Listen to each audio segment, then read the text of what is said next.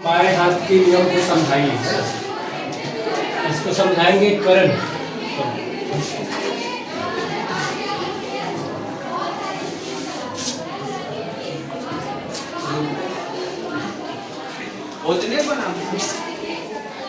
दाहिने हाथ के नियम के अनुसार अंगूठे मध्यमा और तर्जनी को लेते हैं। इसे इस प्रकार फैलाएं कि यह अपने समकोण बनाए। चालक की दिशा को बताता है। मध्यमा चुंबकीय क्षेत्र की दिशा को बताता है और की क्षेत्र की दिशा को और मध्यमा प्रेरित धारा की दिशा को बताता है। फ्रेमिंग के बाएं हाथ के नियम के अनुसार उसके अंगूठे और मध्यमा और तर्जनी को लेते हैं। इसको इस प्रकार फैलाएं कि यह अपने लंबवत में रहे और अंगूठा अपनी चालक की बल की दिशा को बताता है और तर्जनी चुंबकीय क्षेत्र की दिशा को बताता है और मध्यमा प्रेरित धारा की दिशा को बताता है। दूसरा प्रश्न है, मनुष्य में पाचन को समझाइए। ये समझाएगा लव कुमार। में पाचन क्रिया, जब हम भोजन ग्रहण करते हैं तो हमारे मुंह के लार में टैरिक नामक एंजाइम का स्त्राव होता है जो भोजन में स्टार्च जैसे जटिल पदार्थ को माल्टोज नामक सरल पदार्थ में परिवर्तित कर देता है। उसके बाद क्रमशः भोजन आगे बढ़ता है। क्रमशः ग्रसनी ग्रसिका होते हुए अमाशय में आता है। अमाशय के दीवार में जठर ग्रंथि का स्त्राव होता है जिससे रेनिन पेप्सिन नामक एंजाइम का स्त्राव होता है जो प्रोटीन का पाचन करता है। उसके बाद अपचित भोजन यहीं पर अमाशय में एचसीएल का स्त्राव होता है जो हमारे शरीर के भोजन को अम्लीय बनाता है। इसके बाद अपचित भोजन छोटी आंत की ओर आगे बढ़ता है। छोटी आंत में ग्रहणी पर पहुंचता है। उसके बाद पित्त रस वहीं से आता है जो हमारे भोजन को क्षारीय बनाता है।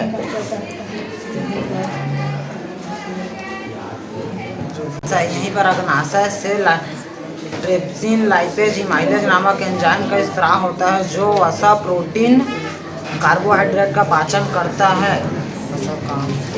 उसके बाद अपचित भोजन छोटी आंत की ओर आगे बढ़ता है पर तत्वों का अवशोषण होता है। इसके बाद बड़ी आंत के द्वारा मल द्वार बाहर कर दिया जाता है। इस तरह मनुष्य में पाचन तंत्र होता है। जीवों के विकास के सिद्धांत के मुख्य बिंदु क्या है, समझाइए। इस प्रश्न को समझाएगा अमित प्रजापति। जीवों के विकास के मुख्य बिंदु निम्न है जो इस प्रकार है। जीवों में विविधता पाए जाते हैं जिनके कारण इनके जीने के अंतर भी थोड़े बहुत पाए जाते हैं। दूसरा, सभी जीवों की उत्पत्ति एक झटके में नहीं बल्कि पहले से परिस्थित जीवों के सभी जीवों की उत्पत्ति एक समान जीवों से हुई है। तीसरा, अधिक जनसंख्या में पाए जाने वाली जो भिन्नताएँ पाई जाती हैं जो पीढ़ी दर पीढ़ी चलती है। सभी जीवों में अपना अस्तित्व बनाए रखने के लिए भिन्नताएँ होती है।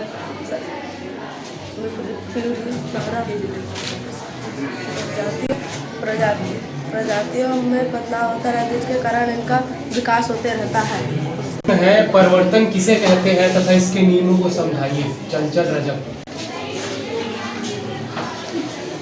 जब प्रकाश किरण किसी चमकदार पृष्ठ पर टकराती है तो उसी माध्यम में लौट जाती है, उसे प्रकाश का परिवर्तन कहते हैं। परिवर्तन के नियम आपतन कोण और परावर्तन कोण सदैव बराबर होते हैं।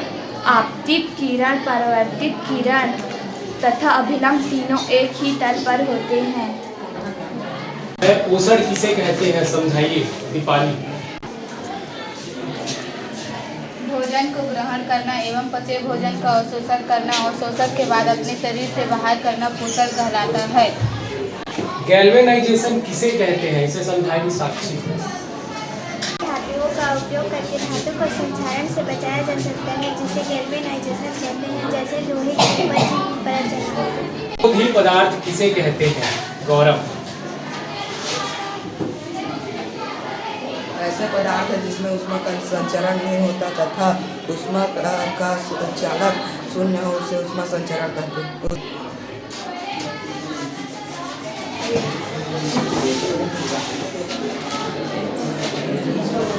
अभय होता है, दही बन जाने पर इसके पीएच मान में क्या परिवर्तन होगा, इसको समझाएगा अभय।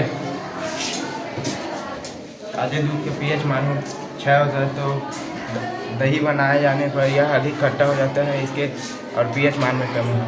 प्रश्न है, सजीवों में होने वाले अलैंगिक एवं लैंगिक प्रजनन को समझाइए, शालिनी। अलैंगिक प्रजनन ऐसे प्रजनन जिसमें एक जीव भाग लेते हैं उसे अलैंगिक प्रजनन कहते हैं, केंचुआ, जोंक आदि। प्रजनन ऐसे प्रजनन जिसमें नर मादा दोनों भाग लेते हैं, ऐसी प्रजनन की प्रक्रिया को अलैंगिक प्रजनन कहते हैं। उदाहरण मनुष्य। पोषी तथा विषम पोषी पोषण में अंतर समझाइए, यह समझाएगा विवेक। सूर्य का प्रकाश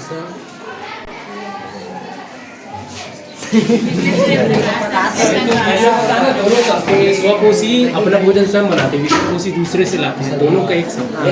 हाँ, तब तो उनका समय है।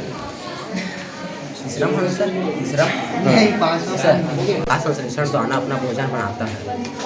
ये अपना भोजन स्वयं न बनाकर दूसरे पर निर्भर रहते हैं। इसमें क्लोरोफिल नहीं पाया जाता, ये प्रकाश संश्लेषण नहीं है। प्रश्न है, विशिष्ट ऊष्माधारिता किसे कहते हैं, समझाइए, जमुना। के समान को ताप का समान मात्रा में बढ़ने के लिए ऊष्मा की विभिन्न मात्राएं लगती है, यह विशिष्ट ऊष्माधारा है। चयन एवं प्राकृतिक चयन में 3 अंतर बताइए, चंचल साहब।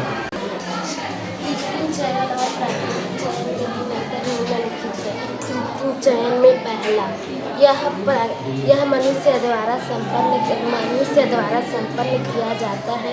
दूसरा, यह चयन वनस्पति जगत में महत्वपूर्ण है। तीसरा, इसकी गति तेज होती है। उदाहरण, धान व गेहूँ के कई किस्में के बीज जो मनुष्य द्वारा बनाया जाता है। प्राकृतिक चयन यह प्रकृति द्वारा संपन्न किया जाता है। यह प्राणी जगत में महत्वपूर्ण है, इसकी गति धीमी होती है। उदाहरण, मनुष्य और अन्य जीव। पौधों में भोजन निर्माण की प्रक्रिया जिसे प्रकाश संश्लेषण कहते हैं, इसे समझाएगी।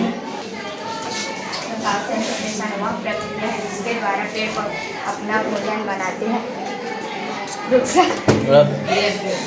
डाइऑक्साइड और जल का उपयोग करते हैं। कार्बन डाइऑक्साइड और जल का उपयोग करते हैं कि इसमें ग्लूकोज और क्लोरोफिल पाई जाती है और इसमें ऑक्सीजन गैस निकलती है। गर्भ में पल रहे शिशु को पोषण और श्वसन कैसे प्राप्त होता है, इसका उत्तर बताएंगी सपना। गर्भ में पल रहे शिशु को पोषण के द्वारा प्राप्त होता है तथा अन्य शरीर पदार्थ प्लेसेंटा के द्वारा माता के गर्भाशय से बाहर निकलता है एवं शिशु तथा माता के बीच संबंध होता है। प्रश्न है, आचार को तांबे या धातु के बर्तन में क्यों नहीं रखा जाता, इसका उत्तर बताएंगी करिश्मा। अचार में अम्ल होता है जो एल्यूमिनियम के बर्तन से क्रिया कर लेता है और लवणीय पदार्थों का निर्माण करता है, खाने में हानिकारक होता है। ऊष्मी कुचालक किसे कहते हैं, एक उदाहरण दीजिए, दीपेश।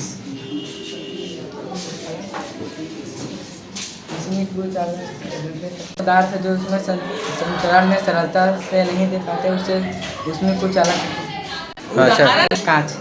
तंत्रिका आवेग क्या है, इसे समझाएंगी निधि। तंत्रिका कोशिका से विद्युत रासायनिक रूप निकलने वाले संकेत को तंत्रिक आवेग कहते हैं।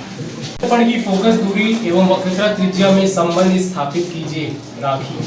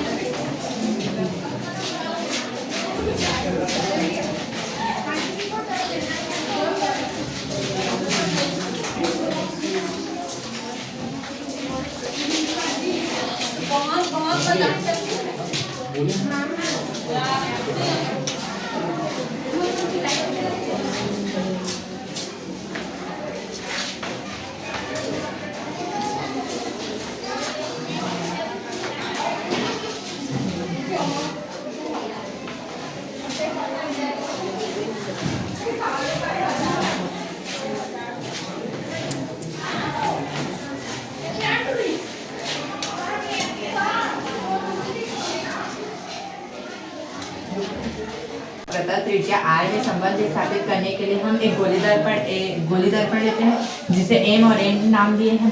फिर इसमें मुख्य अक्ष सीपी लेते हैं जिसे मुख्य अक्ष को गोली दर्पण से अक्ष सीपी है, सी और पी है, और सी और पी के समांतर आने वाली किरणें ए और बी है। ए बी से प्रकाश किरण आती हुई गोली दर्पण पर टकराकर मुख्य अक्ष को जिसे फोकस बिंदु कहते हैं, जिसे एफ से प्रदर्शित करते हैं। एफ और ध्रुव की दूरी को फोकस दूरी कहते हैं, वक्रता केंद्र, और ध्रुव की दूरी को वक्रता त्रिज्या कहते हैं।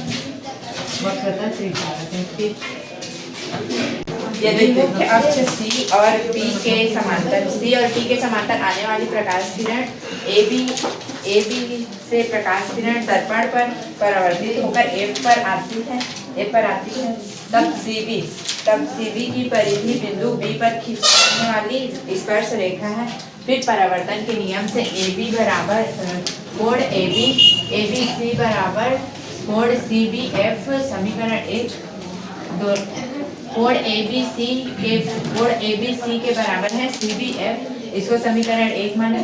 चूंकि मुख्य अक्ष पी के समांतर ए बी समानांतर सीपी के हैं, जिसे बीसी काटती है। फिर कोण ए बी एफ बराबर सी डी एफ, समीकरण 2 है। यह एकांतर कोण के नियम से है।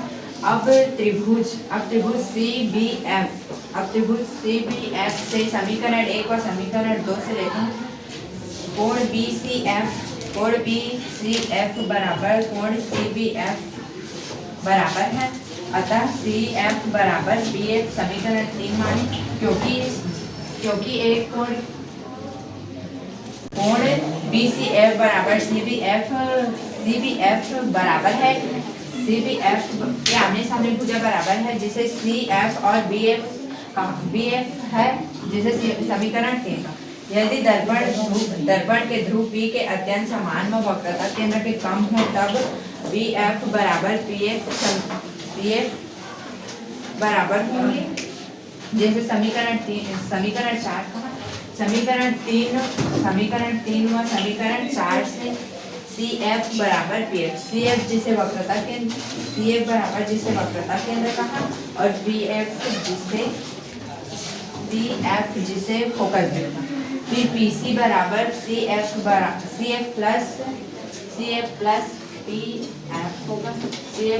एफ होगा, जो पी एफ बराबर सी एफ का मान पी एफ है, जिसे सी एफ की जगह रखा। फिर दोनों को जोड़ने पर 2pf होगा।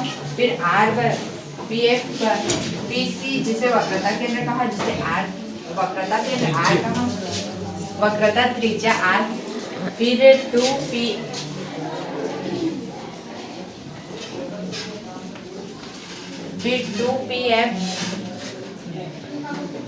वक्रता को प्रदर्शित करते हैं, और आर बराबर 2pf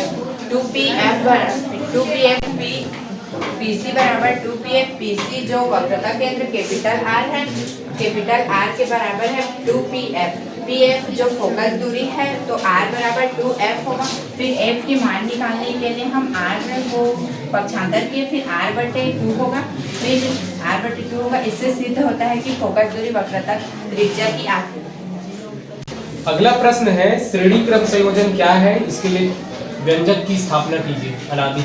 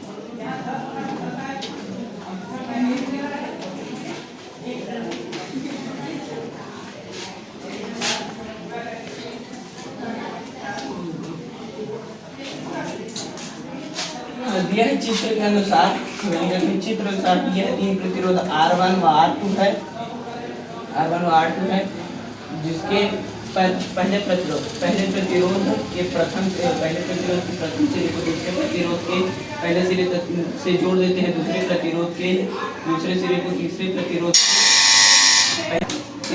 इस प्रकार के क्रम को श्रेणी क्रम संयोजन कहा जाता है। इस क्रम को हम आवश्यकता अनुसार बढ़ा सकते हैं। इसमें तथा पहले प्रतिरोध के प्रथम सिरे एवं अंतिम प्रतिरोध के अंतिम सिरों को के बीच आवश्यकता अनुसार बैटरी स्विच एवं धारा मापी जोड़ देते हैं। व्यंजक के अनुसार दिए गए 3 प्रतिरोध R1 व R2 तथा उनके सिरों के मध्य लगा गया विभवांतर बिंदु अभी है, उनमें बनने वाली धारा I विभवांतर दिए है V बताया है समीकरण में V R का